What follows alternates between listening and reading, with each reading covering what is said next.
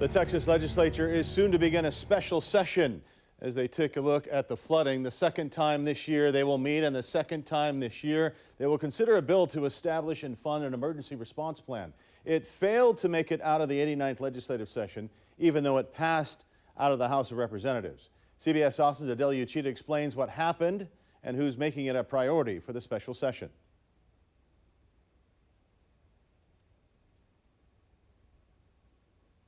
House Bill 13 overwhelmingly passed the House in this bipartisan vote, but then stalled in the Senate Finance Committee before the session expired.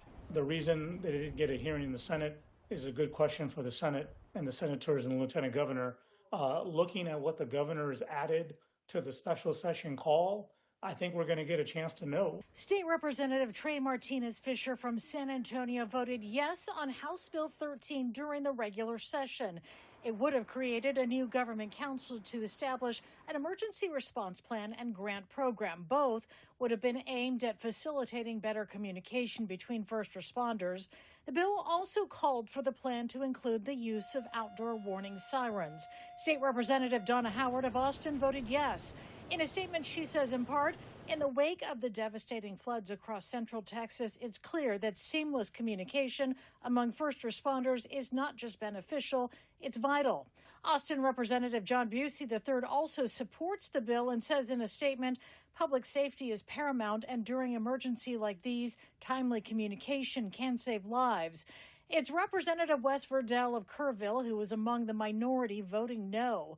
Martinez-Fisher says he balked at the billion-dollar price tag. In a statement today, Lakeway Representative Ellen Troxclair signaled Verdell may vote differently in the upcoming special session. Kerr County State Representative Wes Verdell, my colleagues, and I are looking at expanding flood warning sirens and strengthening emergency communication networks across our most vulnerable regions. What do you think as a lawmaker hasn't been done and has yet to be done, and do you think it might get addressed in this special session? You know, I don't know that everything will get addressed in the special session, but I think what we need when we walk into the floor of the Texas House, we just need a big mirror that people need to look at themselves in the mirror and ask themselves, are they here to be part of the problem or to be part of the solution? Texas has a budget surplus of nearly $24 billion. Now, Governor Greg Abbott released his special session agenda, which includes flood warning systems, flood emergency communications, and relief funding for the Hill Country floods. That special session set to begin on July 21st. Reporting at the Capitol, Amarillo Cheetah, CBS Austin News.